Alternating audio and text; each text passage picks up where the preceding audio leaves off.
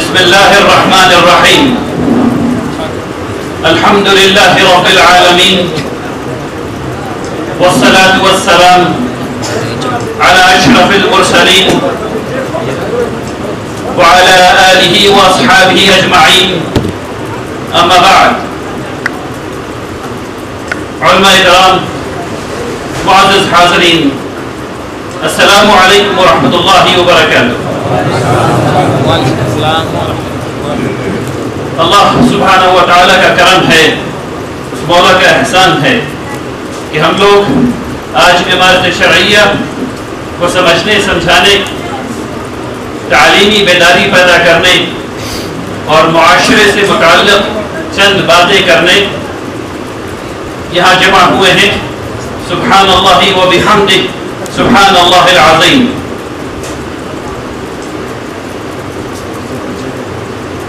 میں شکر گزار ہوں آپ تمام حضرات کا جو اس شوق اور محبت کے ساتھ یہاں تشریف لائے ہیں اور مغرب کے بعد سے یہاں بیٹھے ہیں۔ بارک اللہ فیکم جمیعا، آمین۔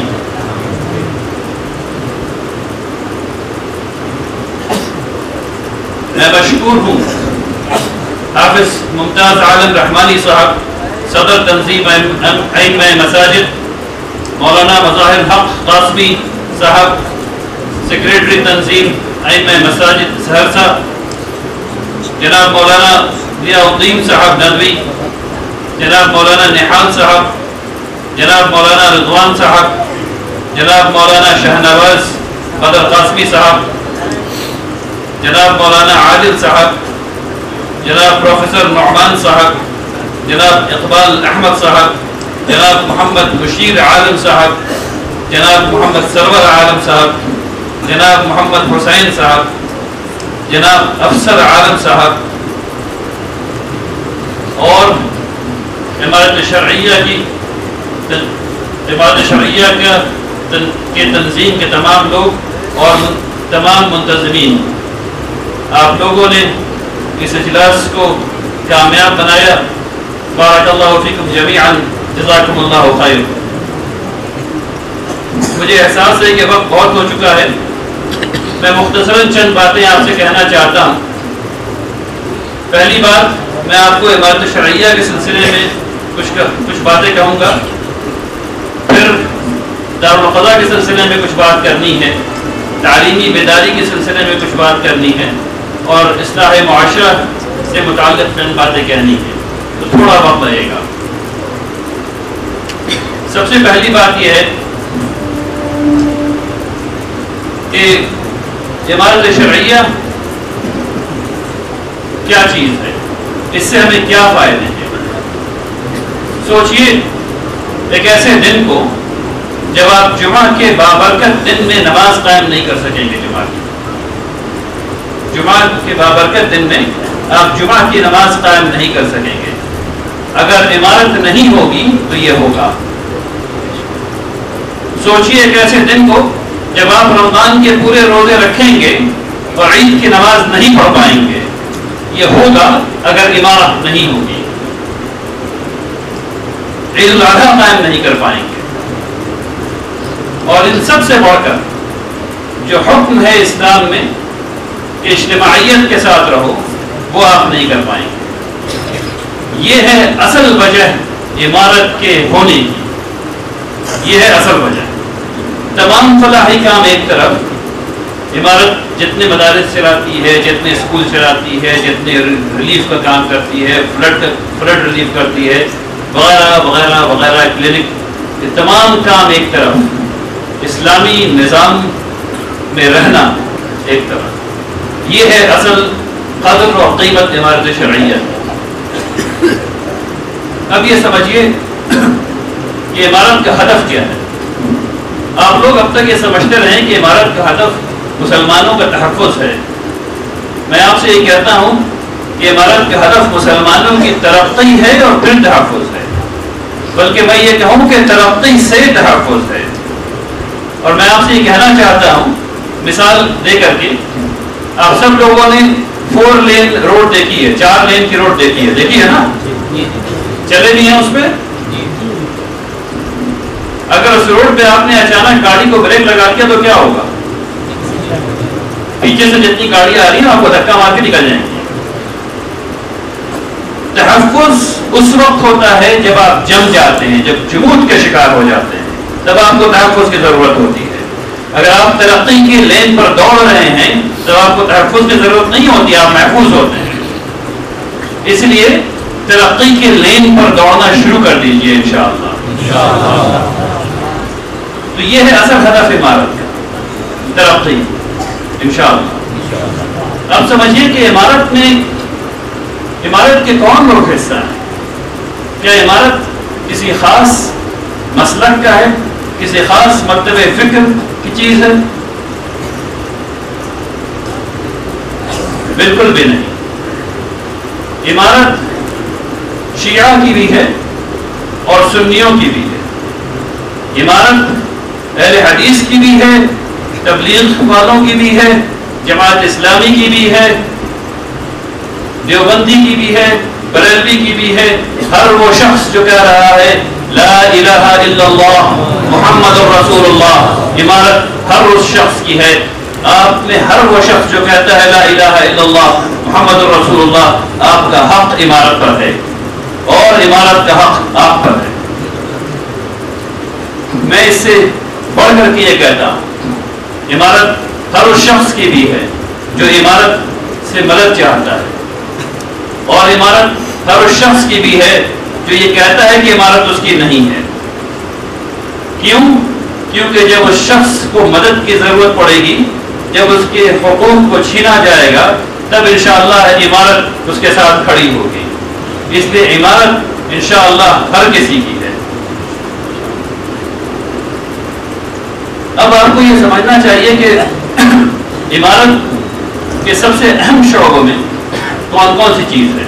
وقت ہوتا تو میں تمام چیزوں کے بارے میں آپ کو بتاتا، لیکن سب سے اہم چیزوں میں عمارت کی تنظیم ہے.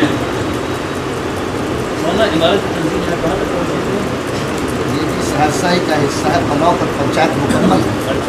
ممتاز صاحب یہ یہاں کے بلاک صدر ہیں جو انہوں نے ذکر نہیں کیا.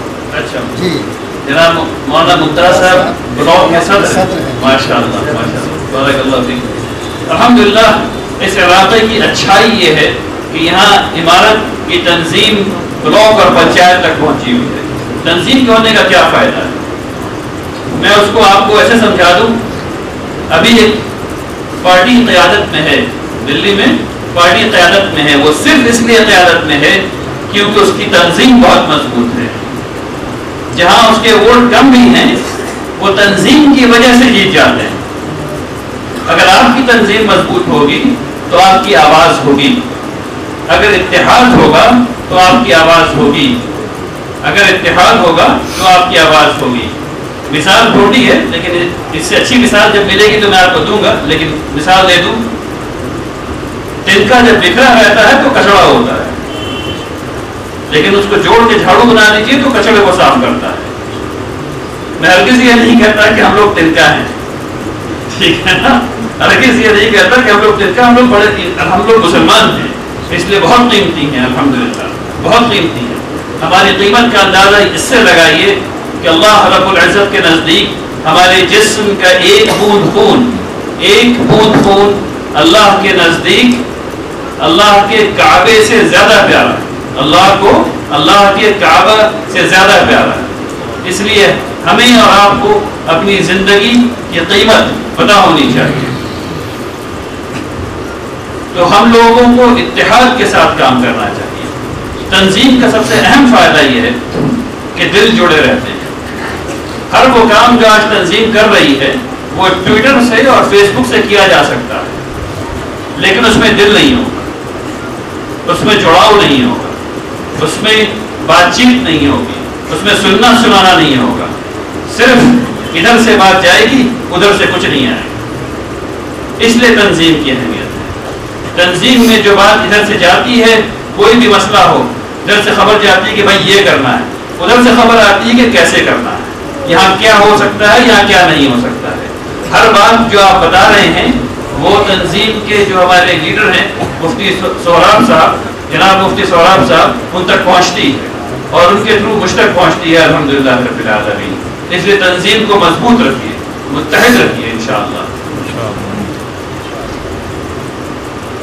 عمارت شرعیہ کا کے سب سے اہم ادارے میں عمارت شرعیہ کی ریڑھ کی ہڈی دارالقضاء ہے. دارالقضاء وہ سبب ہے جس کی وجہ سے عمارت شرعیہ قائم کی ہے. کیوں ایسا ہے؟ کیونکہ اللہ کا حکم ہے. اللہ سبحانہ و تعالیٰ قرآن میں فرماتے ہیں کہ دو مسلمان کے درمیان تیسرا جب حکم ہوگا تو وہ مسلمان ہوگا جسے شرعیت کا علم ہوگا. اگر ایسا نہیں ہو رہا ہے تو ہم لوگ گناہ میں ہیں. اس بات کو سمجھنے کی ضرورت ہے. جب آپ کے پاس کوئی معاملہ, گھر میں کوئی معاملہ ہوتا ہے, معاشرے میں کوئی معاملہ ہوتا ہے, تو آپ کو چاہیے کہ اس معاملے کے حل کے لیے آپ دارالقضاء آئیں, وہاں قاضی شریعت صاحب سے بات کریں تاکہ آپ کا مسئلہ حل ہو سکے. ابھی تک آپ لوگوں نے دارالقضاء کو نکاح اور میرج سینٹر سمجھ رکھا ہے, نکاح اور طلاق سینٹر سمجھ رکھا ہے. ایسا بالکل بھی نہیں ہے, ایسا بالکل بھی نہیں ہے. یہ ایک چیز ہے جو دارالقضاء میں ہوتی ہے. تو دارالقضاء میں اور کیا ہوتا ہے؟ ہم میں سے کتنے لوگوں نے وصیت کر دی ہے؟ ہاتھ اٹھائیے. کتنے لوگوں نے وصیت کر لی ہے؟ ہاتھ اٹھائیے. وصیت آپ لوگوں نے کر دی ہے, لکھ کے رکھ لیا ہے, لکھ کے رکھ لیا وصیت؟ جی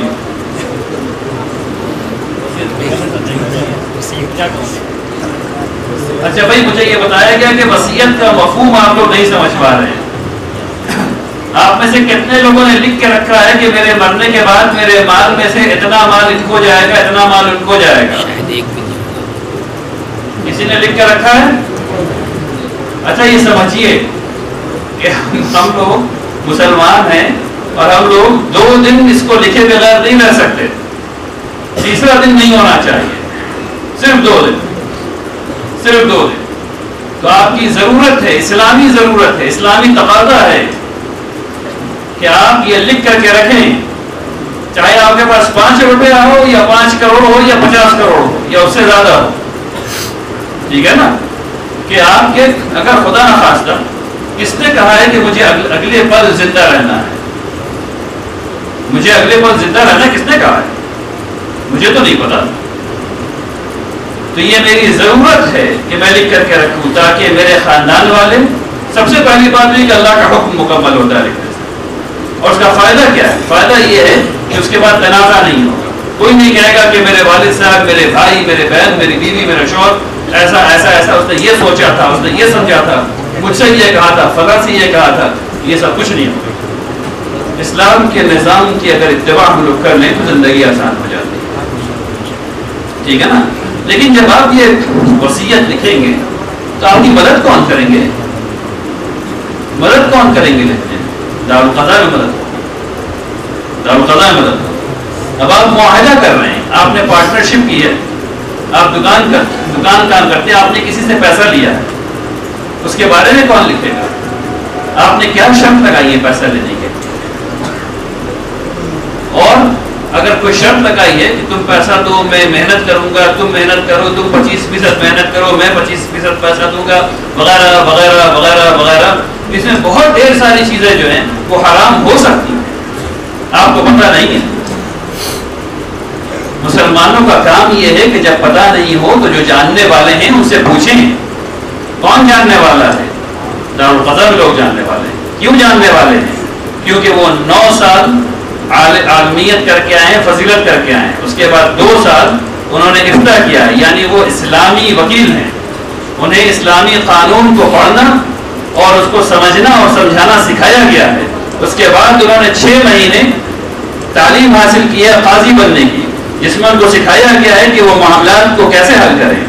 اس لیے آپ ان کے پاس جائیے, کیونکہ ان کے پاس مہارت ہے ان چیزوں کی مشکلات کو حل کرنے کی.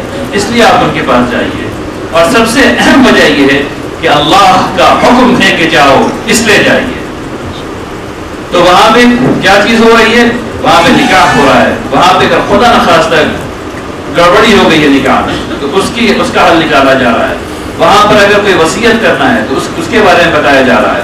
وہاں پہ جتنے قسم کے سول میٹرز ہیں آپ سب وہاں جا کر کے قاضی شریعت کے ساتھ بیٹھ کر کے اس مسئلے کو حل کر سکتے ہیں. اس لیے جائیے دارالقضا میں اور ان سے سیکھیے کہ کیسے معاملات کرتے ہیں انشاءاللہ. اب میں چند باتیں آپ لوگوں سے تعلیم کے سلسلے میں کرنا چاہتا ہوں.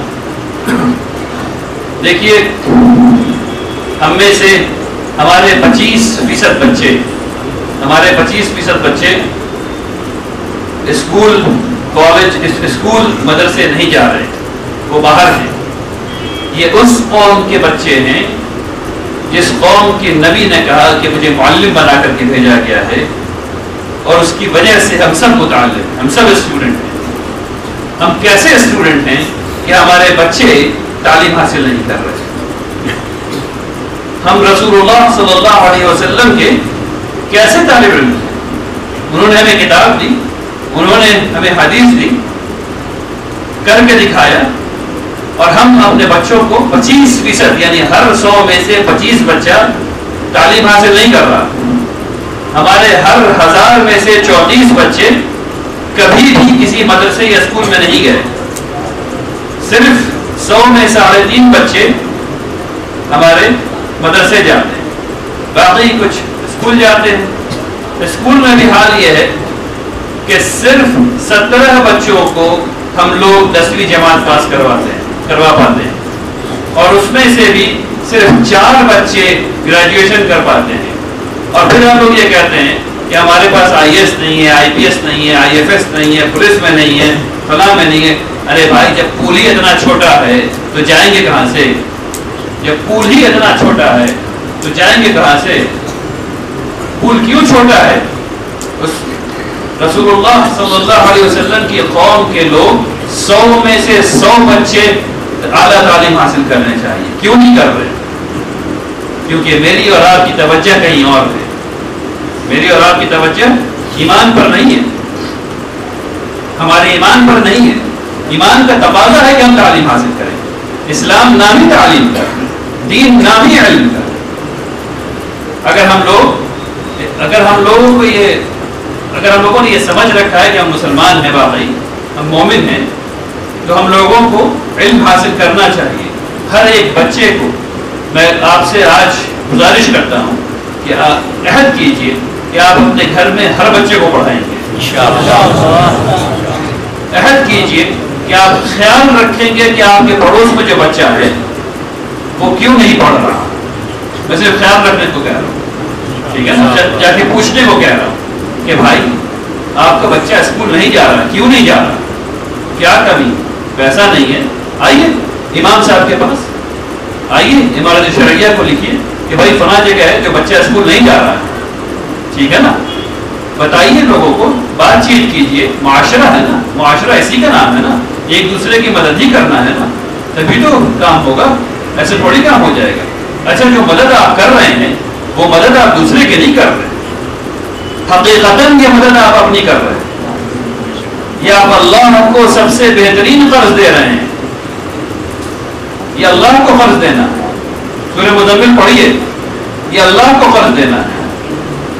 یہ آپ اصلاً حقیقتاً اپنی مدد کر رہے ہیں, کسی اور کی نہیں کر رہے. دنیا میں دکھتا ہے کہ کسی اور کی کر رہے ہیں. یہ وہ چیز ہے جو رہ جانے والی ہے, اور جو پیسہ گاڑی میں خرچ کر رہے ہیں, جو پیسہ ٹی وی میں خرچ کر رہے ہیں, جو پیسہ صوفے پہ خرچ کر رہے ہیں, یہ سب تو ختم ہو جانا ہے. رہ کیا جانا ہے؟ وہ جو آپ نے دیا, چاہے وہ آپ اپنے بچے کے منہ میں لقمہ دے رہے ہوں, وہ بھی رہ جانا ہے. جو آپ پڑوسی کی مدد کر رہے ہیں وہ بھی رہ جانا ہے انشاءاللہ. تو اس کا خیال رکھیے. تعلیم کی طرف آئیے, تعلیم کی طرف آئیے. تعلیم کے سلسلے میں اس سفر میں یہ پہلا مقام ہے جہاں ہم لوگ نہ مکتب کھول رہے ہیں, نہ اسکول کھول رہے ہیں, نہ دارالقضا کھول رہے ہیں. لیکن الحمدللہ ابھی میری صلاح الدین صاحب سے بات ہوئی ہے. انہوں نے مجھ سے وعدہ کیا ہے کہ یہ بھرپور ہم لوگوں کی مدد کریں گے زمین کو حاصل کرنے میں. مجھے یہاں اس جگہ 5 ایکڑ سے زیادہ زمین چاہیے عمارت ریزیڈینشیل پبلک اسکول بنانے کے لیے, اور مجھے یہاں جگہ چاہیے دارالقضا قائم کرنے کے لیے. اور اس دارالقضا میں انشاءاللہ عمارت فری کلینک بھی ہوگی اور انشاءاللہ مکتب بھی ہوگا اور یہ کام آپ لوگوں کو کرنا ہے. میں آپ سے آپ کی زمین مانگنے آیا ہوں, میں آپ سے آپ کا پیسہ مانگنے آیا ہوں, میں آپ سے آپ کے ٹیچرز مانگنے آیا ہوں, میں آپ سے آپ کے ایڈمنسٹریٹرز مانگنے آیا ہوں, میں آپ سے آپ کے اسٹوڈنٹس مانگنے آیا ہوں. کیوں؟ کیونکہ ہم سب لوگ مل کر کے اس معاشرے کو بہتر بنائیں. معاشرہ آپ کے اندر سے بہتر ہوگا, معاشرہ باہر سے بہتر نہیں ہوگا, آپ کے اندر سے بہتر ہوگا انشاءاللہ. جب آپ لوگ مدد کریں گے تب چیزیں بنیں گی انشاءاللہ. ٹھیک ہے نا, باذن اللہ. اخیراً 2-4 باتیں میں آپ سے معاشرے کے سلسلے میں کرنا چاہتا ہوں. دیکھیے, یہاں آتے وقت گاڑی میں ایک صاحب نے بتایا کہ ان کی بیٹیاں ہیں اور جہیز کی وجہ سے شادی نہیں ہو رہی. کس قدر افسوس, کس قدر افسوس, کس قدر افسوس. پڑھیے میرے ساتھ, استغفر اللہ استغفر اللہ استغفر اللہ استغفر اللہ. اللہ تبارک تعالیٰ سے ہدایت کی دعا کیجیے. اللہ تبارک تعالیٰ سے دعا کیجیے کہ اللہ ہمارے دل میں جو یہ جہیز کی لعنت ہے, اس کی جو کجی ہے, اس کو نکال دے. نوجوانوں, کیا تمہارے بازو اتنے کمزور ہو گئے ہیں کہ تمہیں اپنی بیوی کا مال چاہیے زندہ رہنے کے لیے؟ ولا حول ولا قوة الا بالله العلی العظیم. کتنے افسوس کی بات. آئیے عہد کیجئے میرے ساتھ, کہیے میں عہد کرتا ہوں, میں عہد کرتا ہوں نہ جہیز لوں گا, نہ جہیز لوں گا, نہ جہیز دوں گا, نہ جہیز دوں گا, نہ کسی ایسی شادی میں جاؤں گا جہاں جہیز کا معاملہ ہو, نہ ایسی کسی شادی میں جاؤں گا جہاں جہیز کا معاملہ ہو انشاءاللہ. انشاءاللہ. پھر کہیے میں عہد کرتا ہوں, میں عہد کرتا ہوں نہ جہیز لوں گا, نہ جہیز لوں گا, نہ جہیز دوں گا, نہ جہیز دوں گا, نہ کسی ایسی شادی میں جاؤں گا جہاں جہیز کی لعنت ہے انشاءاللہ. یاد رکھیے, آپ نے عہد کیا ہے میرے ساتھ, اور یہ عہد میرے ساتھ نہیں, آپ نے اللہ کے ساتھ کیا ہے. آخرت میں پوچھ ہونی ہے, آخرت میں پوچھ ہونی ہے. ٹھیک ہے نا. ایک مسئلہ جہیز کا اگر آ گیا اس جگہ اور آپ نے بائیکاٹ کر دیا اس گھر کا, جو لوگ جہیز مانگنے والے ہیں, بات ختم ہو جانی ہے. بس آپ کو ہمت کرنی ہے, ایک شخص کو صرف ہمت کرنی ہے کہ میں اس کے گھر کھانا نہیں کھاؤں گا, میں اس کے گھر پانی نہیں پیوں گا. فقط ایک گھر کو آپ کو بائیکاٹ کرنا ہے. وہ گھر بھی ٹھیک ہو جانا ہے, پورا معاشرہ ٹھیک ہو جانا ہے انشاءاللہ. ٹھیک ہے باذن اللہ تعالی. آئیے, اس بات پہ وقت بہت ہو چکا ہے, میں اپنی بات ختم کروں. دعا کیجیے میرے ساتھ کہ اللہ تبارک تعالی عمارت شرعیہ کو مستحکم کرے, عمارت شرعیہ کی محبت, عمارت کی محبت ہمارے دلوں میں قائم رکھے اور بڑھاتا رہے. ہم لوگوں کے دلوں میں اسلامی اخوت بھرے, یعنی اسلامی محبت بھرے. ہم لوگ ایک دوسرے سے یہ کہہ سکیں کہ میں تم سے اللہ کے لیے محبت کرتا ہوں. رسول اللہ صلی اللہ علیہ وسلم نے ہمیں سکھایا ہے, احبک فی اللہ, میں احبک فی اللہ, میں تم سے اللہ کے واسطے محبت کرتا ہوں. یہ ایک دوسرے سے کہنا سیکھیے, یہ ایک دوسرے سے کہنا سیکھیے انشاءاللہ. آئیے دعا کیجیے. بسم اللہ الرحمن